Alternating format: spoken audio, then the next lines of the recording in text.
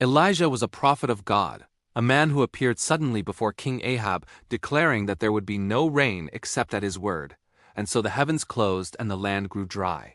God sustained him at a brook where ravens brought food until the water dried up, then sent him to a widow in Zarephath.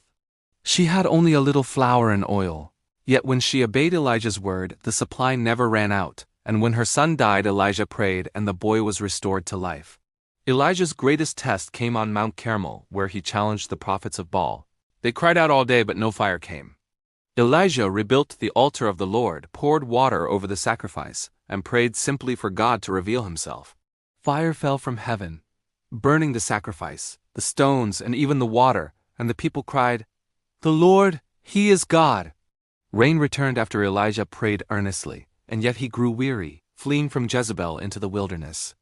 He prayed to die, but God sent an angel with bread and water, and strengthened him for 40 days to Mount Horeb. There Elijah heard wind, earthquake, and fire, but the Lord was not in them. Then came a gentle whisper, and Elijah covered his face, knowing he stood before God. The Lord reminded him he was not alone, that thousands had not bowed to Baal and gave him new tasks.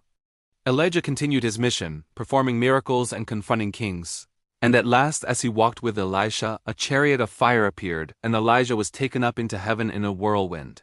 His life showed courage, faith, and the power of prayer. He trusted God for provision, called down fire, listened for the gentle whisper, and was carried into heaven. Elijah's story reminds us that God's power is greater than idols, that His presence is often in the quiet voice, and that those who trust Him will be sustained and empowered.